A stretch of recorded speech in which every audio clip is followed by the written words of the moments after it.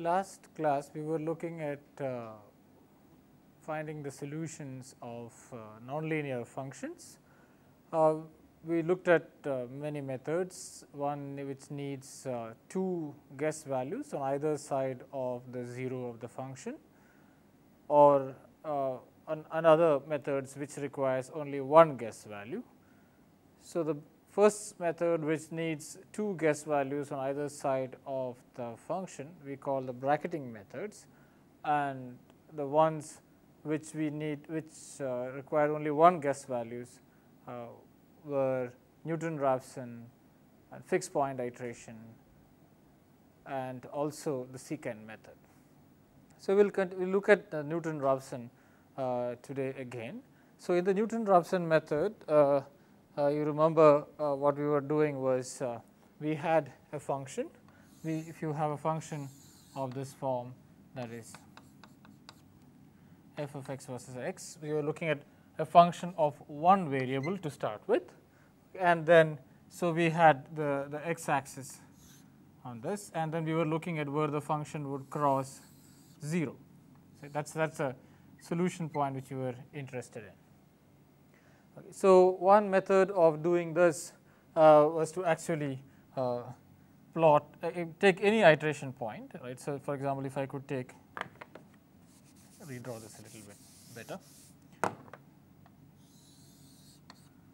So, if you had something like this, and then if you had an initial guess, you make one initial guess in this problem. So, that we call it at x0. And then what the idea was to draw a tangent at that point. Graphically, this is what it means. We draw a tangent at that point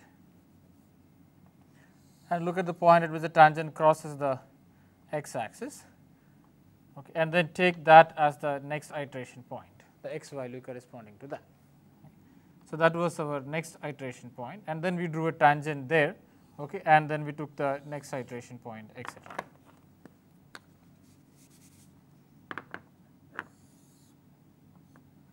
Okay, so, this value is taken, and then we draw a tangent there, okay, to get the next iteration point, and that's how we continued to get the function value. Okay. So, that was the summary here. So, if you have some function which is of this form, okay, so then we make one guess value. Here I taken it as x0. You draw a tangent there, and then take the point with which the tangent crosses the x axis, and then take that as that x value as the next iteration point, that is the next guess value or the next approximation to the 0, and then you go there and then draw another tangent and then go to the next point, etc. Right. So, that is what we are looking at. We would also look at a program which implements this. And so, here, so at every point, we will find the derivative which is f prime of x, and the idea was to find the point at which it crosses a 0. So, 0, but that this tangent meets the x axis, and that gives us a formula for the next iterative point. So, it is a very simple formula where x1 equal x0 minus f by f prime. And then this is easy to implement in a program, and we also saw that it converges very fast compared to any other methods which we had looked at. Okay. So, that is the advantage of this method is that one, that it converges very fast, and then second is that it needs only one guess value to begin with. But there is also a problem, the problem being that it is f by the formula contains f by f prime of x. So, in cases where this f prime of x tend to go very low, this can lead to large errors. For example, if I have a case like this, okay, so you could have a function f of x versus x, and we could have the function going to 0 or something like this. Okay, so now that's our 0 crossing point. So this in this case, the f prime of x itself is extremely small. Okay, so in that cases, you could get into trouble using this formula. We will discuss and we will look at a particular case where such situations arise. So, right now let us look at the advantages and disadvantage of this function. So, the advantage being that we need only one guess value, and that it converges very fast when it converges. Okay. The cases where it converges pretty fast. Okay, but there can be cases where it does not converge. The reason being that one of the reasons being that the f prime of x can go to very small value, and another reason could be another function reason where it need not converge is when you have functions of this form, and then you make this as your guess value. Okay, so this also is a problem because then the tangent here does not meet the x axis, so that can be also a problem. And then we also saw cases where they can actually get trapped between 2 points. So there are cases, pathological cases, where this thing does not converge. So if it converges, and then the convergence criteria being that xi plus 1 minus xi should go divided by xi plus 1 should be below some predetermined error tolerance which we have put in. Okay, so that's basically the idea of Newton-Raphson is a Taylor expansion. That is, we say that the function xi plus 1 is determined from function xi by a Taylor expansion, and we terminate this at the first derivative, and we demand that this function xi plus 1 should be 0, and we determine h such that xi plus 1, that is xi plus h, the function value there is 0. Okay, that's the idea. That's what leads us to this very simple formula. We saw that in the last case, in the last lecture. So wherever f prime of x is not equal to 0, then we can write this formula of this form as an iterative formula for the variables. Another method which we saw was the secant method. In the secant method, again we had 2 guess values. Okay, so this is different from the fixed point iteration or the Newton-Raphson. So this was the secant method. In the secant method, so there we still need 2 guess values. We will call it xi and x1 and x0, or xi minus 1 in general. So the next point there is determined from these 2 guess values. So the idea is again that you could have difficulty in computing the f prime of x. See, in the Newton-Raphson formula, so we saw that in the Newton-Raphson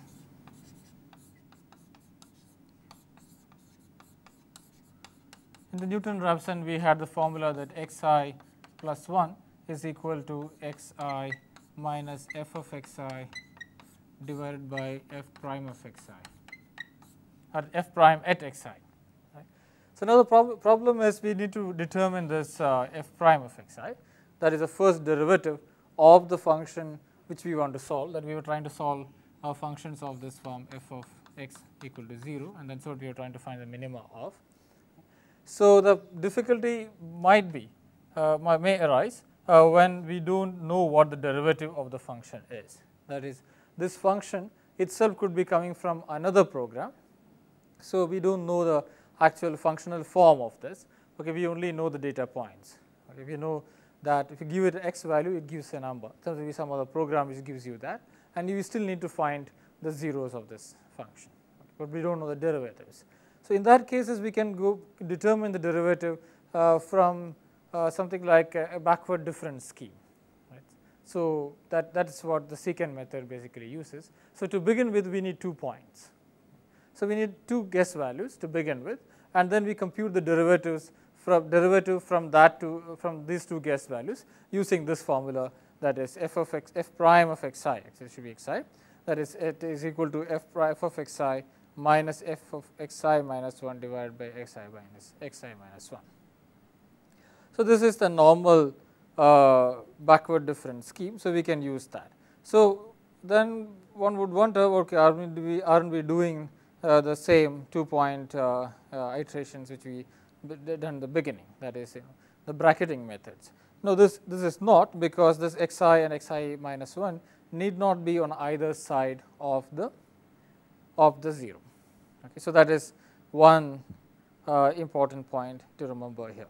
that we don't need to take this xi and xi minus 1 as on either side of the 0. That is, we don't need f of xi to be positive when f of xi minus 1 to be negative is negative. We don't need that. This both can be on either side, same side. We still get a solution to this. So this is basically a slight modification of the Newton-Raphson, where in Newton-Raphson we had the knowledge of the f prime of x. Since we didn't have in cases where we don't have that knowledge, we could use this formula, and we're using 2 points and then iterate it. So in the basic Newton-Raphson, we will replace the f prime of x by that particular formula. So you remember, if Newton-Raphson was xi plus 1 is equal to xi minus f of xi divided by f of xi minus f of xi minus 1 xi divided, so f prime of xi, right. So that's what the Newton-Raphson was, xi plus 1 equal to xi minus f of xi divided by f prime of x. So now f prime of x, that's the first derivative of the f, is now replaced by this backward difference scheme, and then we can write this in a form that where this is given by xi plus 1 is now given by this. It is just rearranging the terms. Okay, so graphically this would mean this, that you have a function, the red line is a function of this form which has to be minimized, or sorry, whose 0 we have to find. Okay, that is, we want to find out what is this crossing point here is. So we start with some xi and xi minus 1, 2 guess values. In this particular example, we choose it on either side of the 0. We don't need to do that. We can choose it on same side itself, and then now instead of drawing a tangent, we are drawing a secant, that is just a line connecting these 2 points.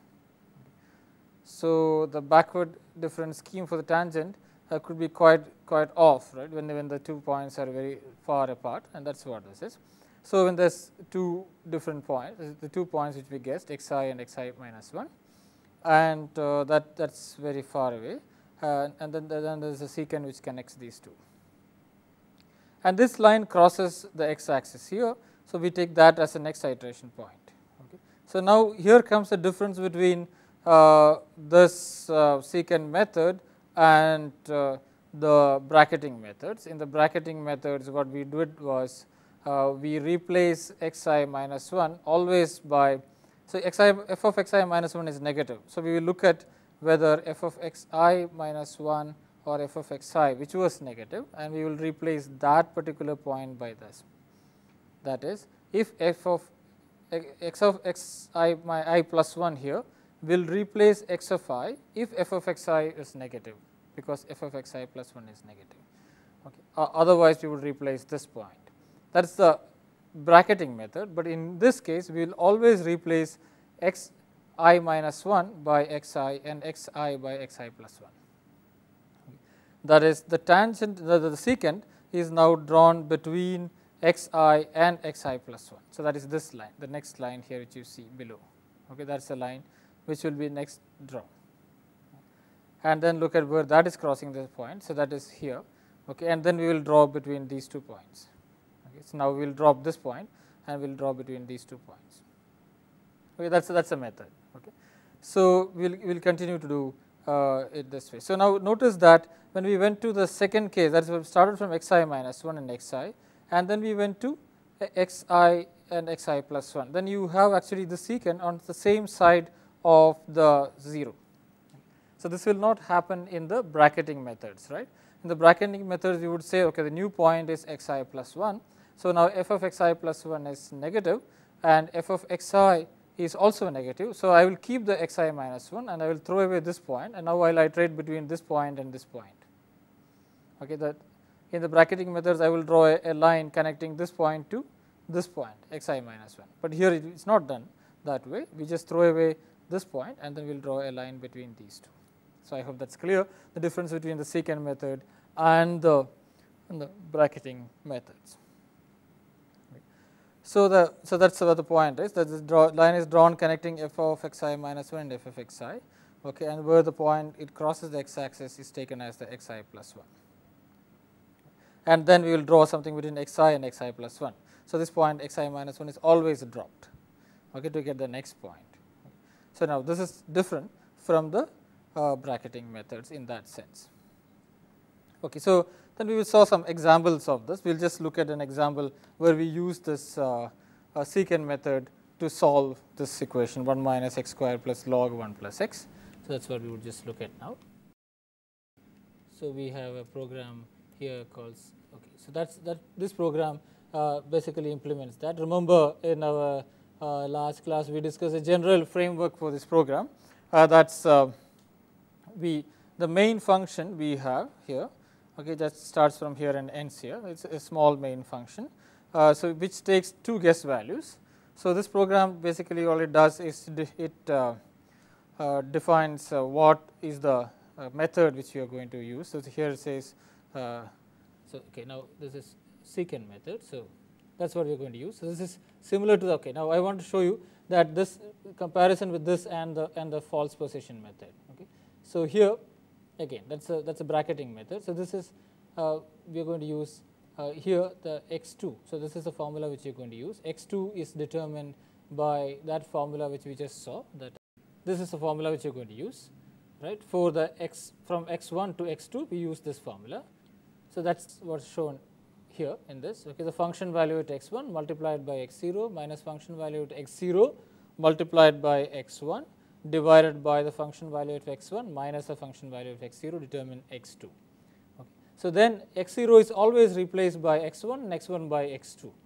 Okay. So, we do not look for what is the function value at x2 is to determine whether x0 should go to x1 or x1 or x2 should go to sorry, x0 should be replaced by x2 or x1 should be replaced by x2. We just replace both by the next iteration point, that is this x2 is always given by this function, and we always replace x1 by x2 and x0 by x1. So, that is the method. So, that way it is different from the false position method, and so then this secant method. So, we just call we will have two guess values here, that is what this function, the main function would simply read that two guess values, okay, and then it calls that method. So, you just change this to secant method, sorry. So, from false position we go to the secant method.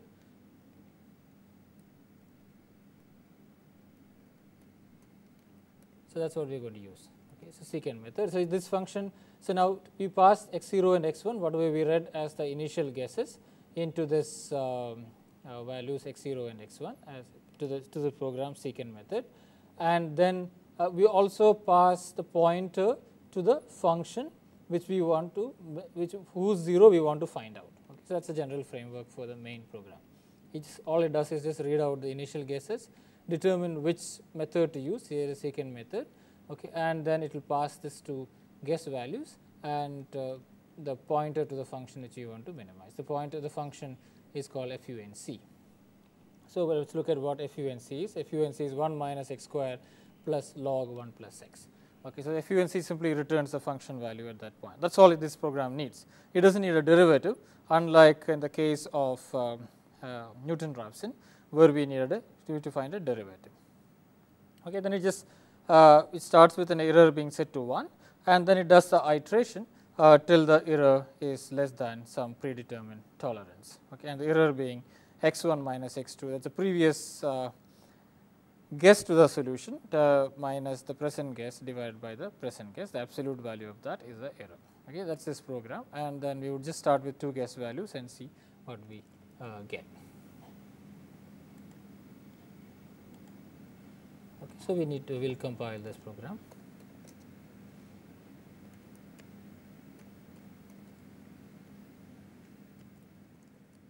So, you need two guess values. Let us just give it as 2 and 1, okay, and that is a 0. So, that is so it converges pretty fast, okay, compared to, if you remember the bracketing methods. Again, this is as fast as in the case of the Newton-Raphson is. Okay, so this converges very fast. So, that is so we are printing out the error. This is the error, okay, and that is the function value, and this is the x value which we got. So, you can see that we started with error being 0.21 and it has gone to a very small value, and the function has converged to 0 to 0. So, we could, so the function which we itself we looked at was we were looking at 1 minus x squared plus log of 1 plus x. That is a function which we just looked at. Okay, so, and we will plot the 0 line also.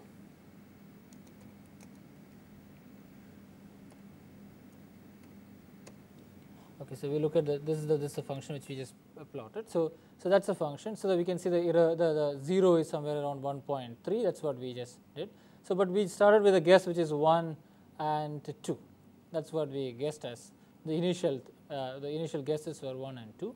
We could try something different also. We could try, for example, 1.5 and 2.5 and see what we get. That is on the same side of the 0. Okay, that makes it different from the false position method. So, we could just do that, and 1.5 and 2.5. So, you can see it converges at the same rate. So, it converges pretty fast again to 1.36. Okay. So, that shows that we do not need to actually make the guess at the same side, at two different sides of this 0 in this particular method. So, that makes it different from the false position method and easier to implement in that sense. Okay, so, going back to our discussion here. So, this is the method, this is the last method which we will look at. Okay, so, we had now 4 different methods. We had the midpoint method. I guess this begin with, we had a midpoint method where we use a bracketing, that is, we always took the next guess as xi plus 1 as xi plus xi minus 1 by 2. That is the next, because ever xi and xi minus 1 we made sure are on either side of the 0 of the function. And then we looked at the false position method, in which again we took xi and xi minus 1, and then we drew a line between connecting these 2 points, that is xi f of xi and xi minus 1 f of xi minus 1, and then looked at the point where it crosses the 0, where it crosses the x axis, and we took that as the next guess, and we replaced one of the points by the new guesses, such that we the true solution remained bracketed between these 2 values. Then we looked at the fixed point iteration method, where we had f of xi as f of x been written as g of x minus x, and then the f of x equal to 0 will become g of x minus x equal to 0, or x is equal to g of x. So, that is, we use that for iteration, saying that xi plus 1 is equal to g of xi. So, that needed only one guess. And then we looked at the Newton-Raphson method, and where we had the xi plus 1 is given by xi minus f by f prime of xi. So, that is based on a Taylor expansion around xi. And then we looked at Secant method, where the f prime of x in the Newton-Raphson is replaced by a kind of different scheme, and that is saying that f prime of xi is f of xi minus f prime of f of xi minus 1 divided by xi minus xi minus 1. Okay, so, that gives us the secant method, where we need again 2 guesses to begin with, but it does not have to be on either side of this function, or the 2 guesses need not bracket the true solution. So, that is the methods which we looked at. Okay, now we look at just the various convergence rates of this 1-point iteration schemes, that is where we need to make only one guesses. What is the convergence rate of that? That is, what is the convergence rate in the fixed point scheme and the Newton-Raphson scheme. So, that is what we would just look at.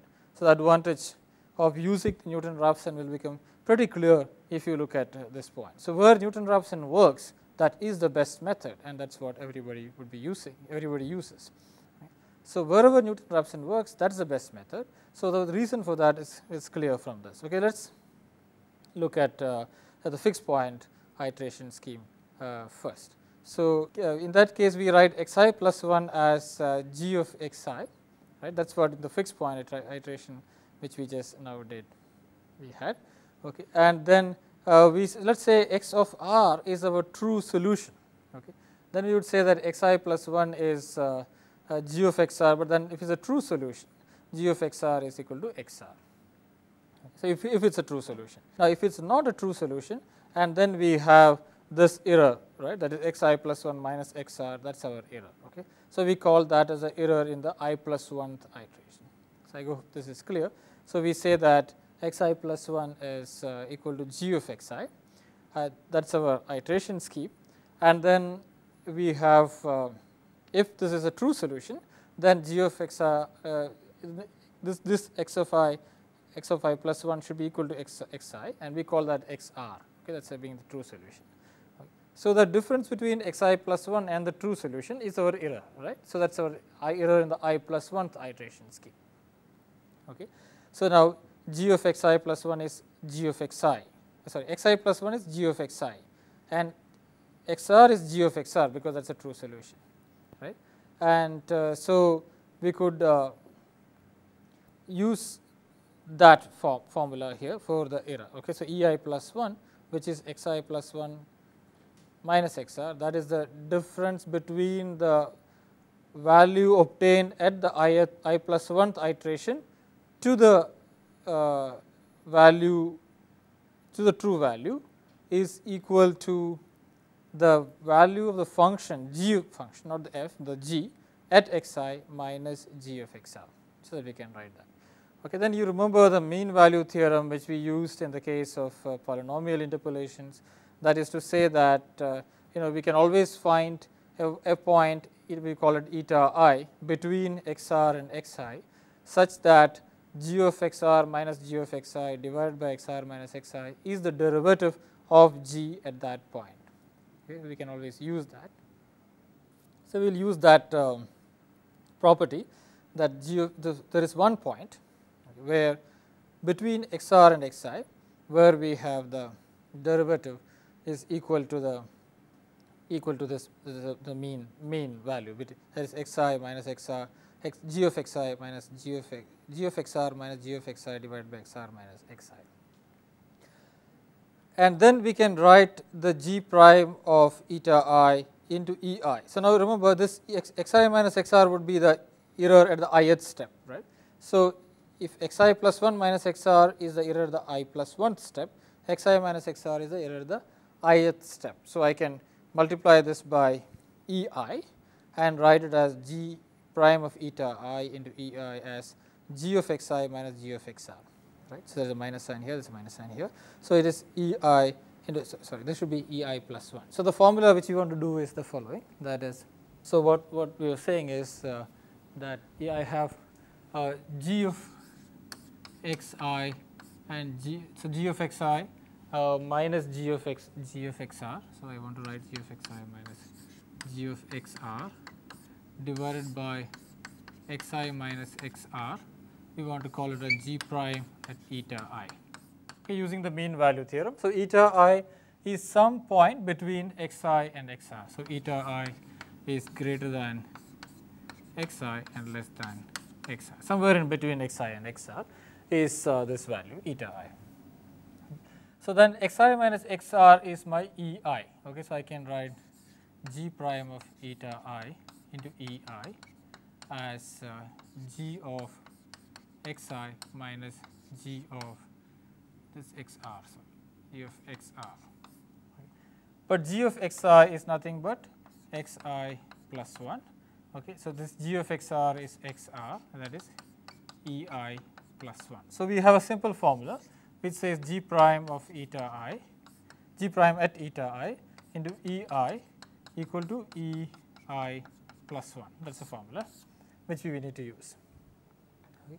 So, that formula which tells us that we have a linear convergence. Okay. So, that means the error in the I plus 1th step, okay, is linearly related to the error in the ith step. Okay, that is a point which I want to emphasize here.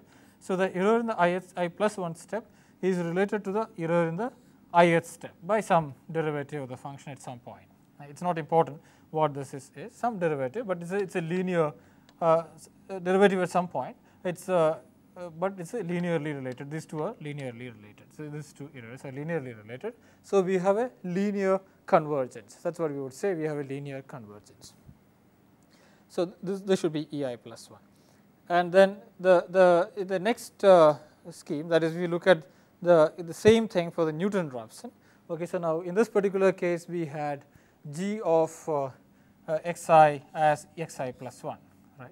So that was our scheme, or we had xi plus 1 is given by g of xi. So when you look at the Newton-Raphson, we have this formula, okay, xi plus 1 is equal to xi minus f of xi by f prime of xi. So let us see whether we could, again using the same definition for error as xi plus 1 minus xr as e of I plus 1, what kind of relation between ei and ei plus 1 we can get in this particular formula. That's what we look at now. Okay, so that is, so we have xi plus 1 given by xi in minus f of xi by f prime of xi. Okay, and then so now if f of xr is a true solution, in this case f of xr will be 0, right. So then I have f of xi, if I expand around f of xr, okay. So if I expand around f of xi, so I get f of xi as f prime of xi into xr minus xi plus f double prime of xi, etc. Right. So that's a Taylor expansion around xi. Okay. So I Taylor expand the function around the guess xi. Okay, and let's say I go to xr from that. Okay, then if xr is a true solution, then the function value is 0. So I have that 0 equal to f of xi plus f prime into xr minus xi, f double prime, the second derivative, and xr minus xi whole square by 2, etc. Okay, so I can rewrite that as f of f prime of xi into xi minus xi plus 1 minus xi as this. Okay, so that's just I'm just rewriting that function. Okay. So I have just rewriting this whole function that I have written as f prime of xi into xi plus 1 minus xi is now given by f prime of xi into xr minus xi and f double prime of xi into xr minus xi by 2 whole square. So then I can rearrange this again. So and write, basically I just take this function to the left hand side, and then I write it as f prime of xi into xi plus 1 minus xr equal to f double prime of xi into xr minus xi whole square by 2. So that's the case. So we have then obtained a connection between xi plus 1 minus xr is ei plus 1. We are doing exactly the same as what we did just in the case of fixed point iteration.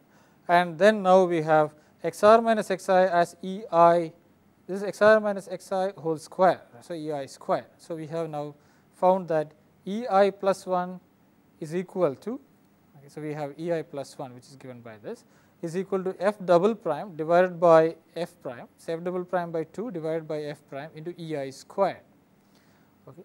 So in this case, in the Newton-Raphson case, we have ei plus 1, that is the error at the ith plus I plus 1 step, being related to the error in the ith step through this quadratic relation, that is ei plus 1 is equal to ei some quantity, some derivative, some quantity in which involves the second derivative and the first derivative multiplied by ei square.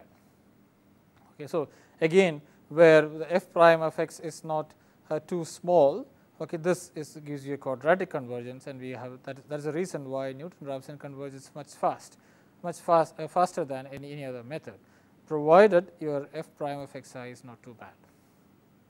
Okay, so that's a summary. So here we just use this particular idea, that is we can write f of xi plus f of we Taylor expand this function around xi, and we say that we go to xr. So that means we can write it as f prime of xi into xr minus xi and double prime of xi into xr minus xi whole square, etc. And then I can use this f of this value as xi minus 1, xi plus 1 minus xi into f prime of xi. So that also gives me f of xi, right. So I have two ways of getting it. So this f of xi is also given by xi plus 1 minus xi into f prime of xi. So that's what I am comparing here. Okay, I compare these two, and then from there I get the error by subtracting this term from this term, and I writing it in this form. So I get ei plus 1 and I get ei square on the right hand side. Okay, so that's a simple formula for the linear, as for the quadratic convergence of the Newton-Raphson method. So we saw what we see here. We see that in the case of fixed point iteration, we have linear convergence, while in the case of Newton-Raphson we have quadratic convergence. So that is what the point is. Okay. So now this again points to the fact that Newton-Raphson is the best method provided we do not have f prime of xi going to very small value. So one place where that actually comes is when we have what is known as multiple roots. Okay, so that is, suppose we have a function which is of this form, that is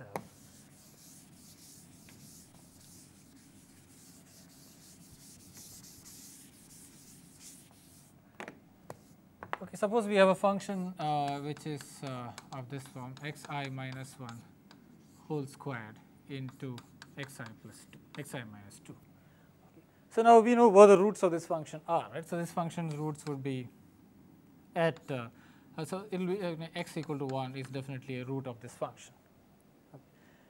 Okay. So if I look at the derivative of this function f prime of x, okay, so that will give you, so let's expand this, it's easier to see this way. So we can write the function f of x as x squared minus 2x plus 1 into x minus 2.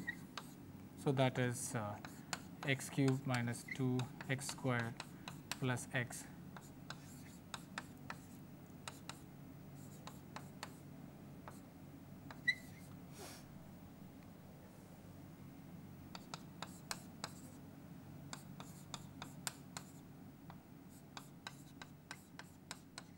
Okay, so we have a function of this form, that is the function we have, and because we know that it comes from this, we can easily see that it has a root at x equal to 1. Okay, so x equal to 1, this is, so f at 1 is 1 minus 4 plus 5 minus 2. Okay, so that's 0, right? So that is which is 0. Okay, so then look at like f prime of x at 1. Okay, at x equal to 1. So that's what we want to look at. Yeah, so we look at f prime of x at x equal to 1. So f prime of x is 3x squared minus 8x plus 5. Okay, so then we look at x equal to 1, that value of that is 3 minus 8 plus 5. So we get that as 0. So this is a problem point for Newton-Raphson. So we know the root is at x equal to 1. Okay, so then we saw that f of x at 1 is actually 0. So that's a root. Okay. But then how do we go to Newton-Raphson method? How do we approach this point? So we approach this point by using the formula that xi plus 1 is xi minus f of xi divided by f prime of xi, that is f prime at xi. But f prime at xi is 0. So as you go towards this point, okay, of course we are not interested in exactly at that point, because f prime of at that point at x equal to 1, that is at the root, both f of x and f prime of xi are 0. So the question then is what goes to 0 faster. Okay. So that if this goes to 0 faster, then we are in trouble. So that's an example. So I'm just trying to give you a reason, a point where it can have trouble. So if you actually plot this function, so you will see that this point at which the derivative is also 0, and then what happens to either side of this function, right? So if you look at a value which is slightly larger, so since the first derivative also goes to 0, if this function actually doesn't change sign there, okay, so it just touches that 0 and goes away. So this kind of points, depending upon whether f prime of xi goes to 0 faster or f of xi goes to 0 faster, you can get difficulties. Okay. So if f prime of x goes to 0 slower than f of x, then of course it will converge. So a better formula to use this at this point is to use the second derivative also. Okay, and that is what we would see in an implementation here. I will show you that implementation. This. Okay, so here is the program. So here this is the formula which we were using before. That is x2 is equal to x1 minus the function value divided by the derivative of the function value. Okay, that's what we were using before, right? So this is actually a derivative of the function. Okay. So this formula is now replaced by a slightly different formula which says x2 is equal to x1 minus the function value multiplied by the derivative of a value divided by the derivative multiplied by the derivative square minus f minus derivative 2. Okay, that's we are going to write this formula, that is xi plus 1 is equal to xi minus function now is multiplied by its function at xi is multiplied by f prime of xi divided by then f prime of xi squared minus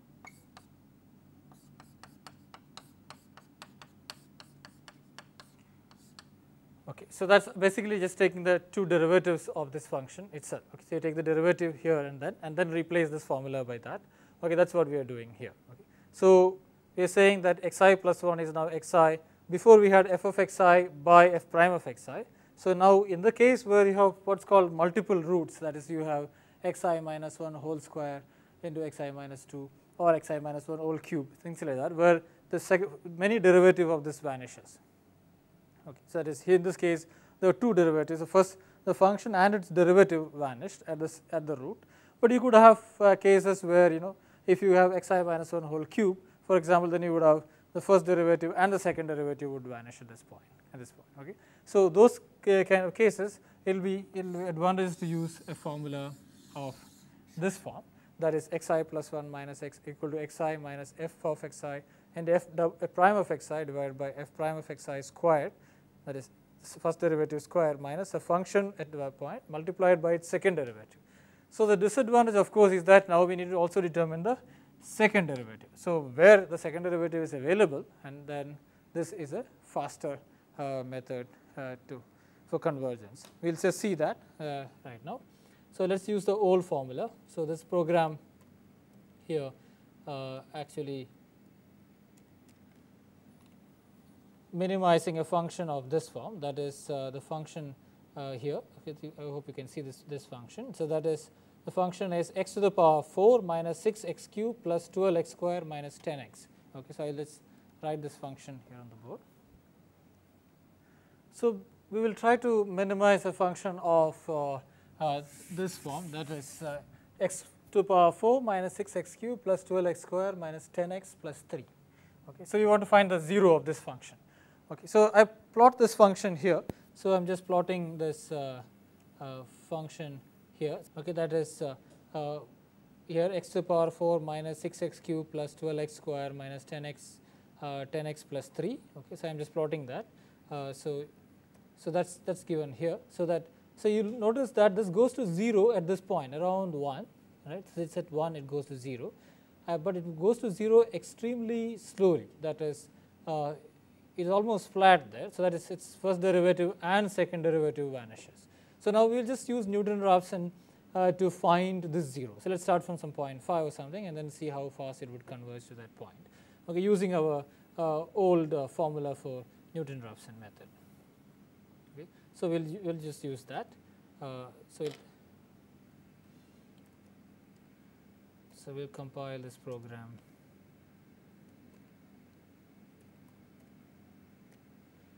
So remember that what we are using here is this same function, that is x to the power 4. This POW is a power. This is a function which is built-in function, which gives the x to the power of 4 here, and x to the power of 3 into 6, and x to the power of 2 into 12, and 10x plus 3. That's what the function which we have. Okay, and then we are using the simple scheme, that is we are going to use the normal Newton-Raphson, that is x2 is now x1 minus f by derivative of the function derivative here. So here I call this function, okay, which is passed on to, so the method I am using is Newton-Raphson again. So I have one initial guess value in the main program. Okay, I have one initial guess value which I have to feed in, right? It reads it. Okay, and it passed to this program called Newton. So the initial guess value is passed, and the pointer to this function is passed. Okay, and this will return the 0, and the program will just print that 0 out. Okay. So now the function Newton takes this pointer as some other value called function. Doesn't matter. So then x1 is the initial guess value, and the function now needs this thing called function, that is basically FUNC, right. So FUNC now takes in as arguments is one x value, okay, and one pointer, okay, which is actually the function value itself, okay, and an array. In this array now returns array of derivatives. That array, the 0, the first element of the array, that is deriv 0, takes the first derivative, and deriv 1 takes the second derivative. Okay. So that's 0 and 1. So first derivative and the second derivative of the function, and that's what it returns. But to begin with, let's not use that. Let's just use only the first derivative and use the f divided by the first derivative formula. Okay. So star of, because f is a pointer here, as we saw. This is a pointer, and this is an array of derivatives. So first element being the first derivative, and the second element being second derivative. Otherwise, the program is the same as before. Okay. So now this is x2 is equal to x1 minus f divided by the derivative of f. Okay, that's what we are going to use. Okay, so we will run this program. Okay, so we will run this program now with this particular function. So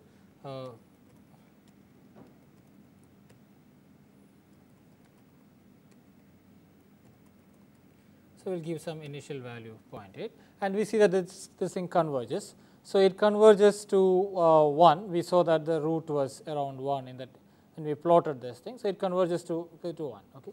So but this takes many steps to converge. Okay. So it has to go through many iteration schemes to converge. Okay. So but we will look at the slightly different formula. So that is we will now look at this case where we have. So what we have here is now x1 minus f into derivative, that is first derivative, divided by the derivative square, the first derivative square minus f, the function, into the second derivative. So that's the formula which we are going to use now. Okay. So we will run that formula.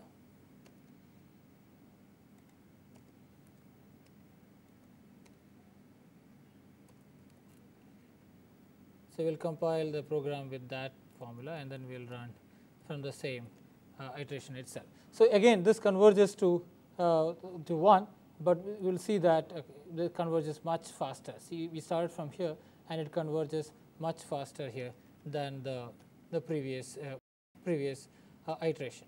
Okay, so that's the thing which I wanted to tell you, that in this case where we use this modified formula, that is where we use the derivative of 0 multiplying the function, and we also use a second derivative. Okay. The convergence rate is much faster, okay, than the formula which uses only the first derivative. Okay. So you can see that in various functions which you can try out yourself.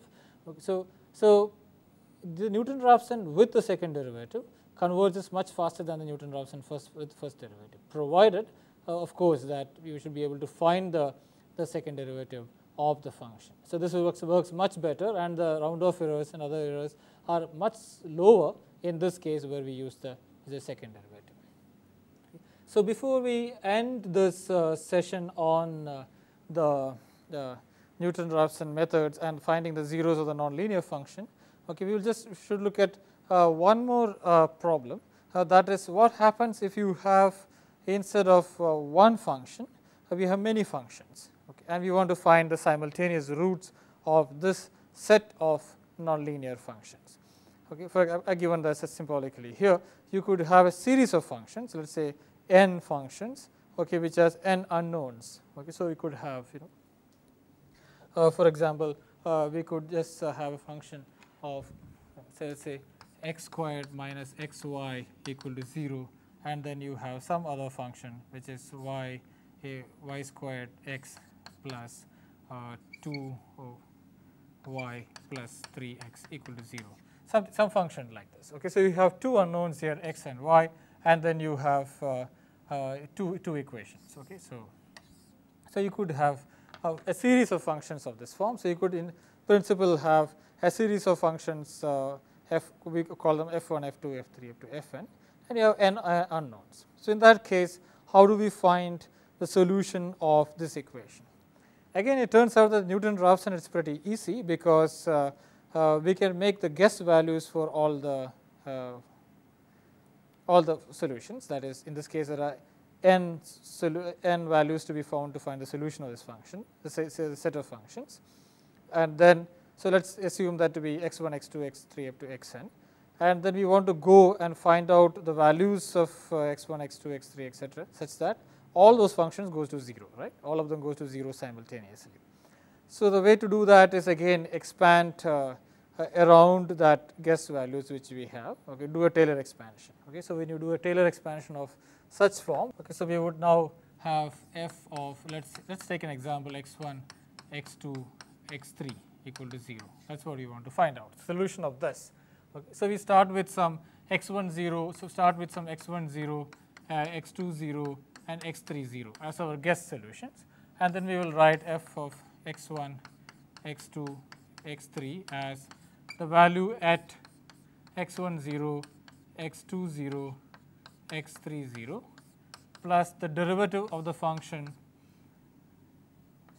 by x1, right. So that's the first variable at x1 0, x2 0, x3 0 into x1 minus x1 0, right. And then we have the derivative of the function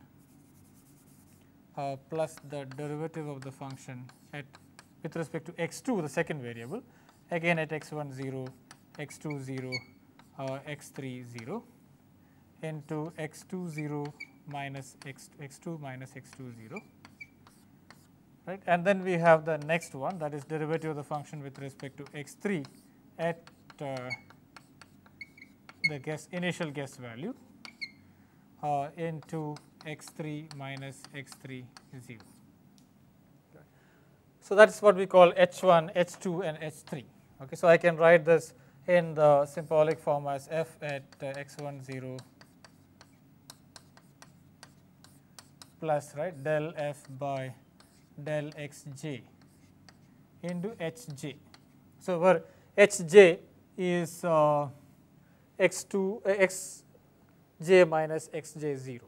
Okay, that's what hj. So I can write that. This is sum over all the j's. So all the sum over all the unknowns. Okay, that's what I have written here as. Okay, so that is this function I have written as. So then I can say that okay, now this is same as before, same as the one variable case, which is the left hand side should be 0. So then I have a set of linear equations because I know the derivatives, and then I have xj del f by fi by del xj is equal to 0. Okay, so that's what I would have. Okay. So sorry, here I had to write this for both the cases. So I have 3 equations like this. This is for f1, the function f1, okay, and that is for function f1. Okay. I will have similar equation for f2 and f3 because I will have 3 equations, right. So I will actually have 3 equations for this. So I will have one thus, and then I have an f1 and f2 here, which is because there are 3 unknowns. I need 3 equations, and then I will have a f3 of x1, x2, x3 equal to 0. So I have 3 equations. So I have to expand all the 3 functions in this form. Okay, so that's the summary which you will get. Okay, so you will get 3 linear equations, and we know how to solve a set of linear equations because we looked at elimination methods, etc. So we can use those set of linear equations to solve this particular problem. Okay, so I will just briefly show you that thing here. So we have if you have a system of equations. Okay, so if you have a system of equations to look at, okay, again we will have to use some kind of matrix methods. Okay, so now I have set of nonlinear equations here. Okay, and this function. So this function has as before. The main program is same as before. Only thing is now our functions will have now a set of equations to be given. Okay, so now that function. Now we will have to construct this matrix equation. Okay, so that's what I'm trying to show you here. Just a minute. So here, okay. So this it calls this function. Okay, so we have x is now the initial guess values, all same as before. So we had the function which returns the function value. Now the function value is returned in an array. Okay, and the derivatives are returned in a 2D array. Okay, and the guess value itself is now an array. Okay, so So that is what we would have to see. We will see the details of this program and the implementation of it in the next lecture, but we just for the time being you can just look at this yourself. So what we have to do is now the modification from the earlier program would be just that when you call the function value, now we have to give it an array of initial guesses because there are many unknowns, and then the function return as itself is an array, 1D array, because a one dimensional array because it has many functions, and the derivatives are now as a two dimensional array of derivatives. Okay, so we will look at this program in the next class.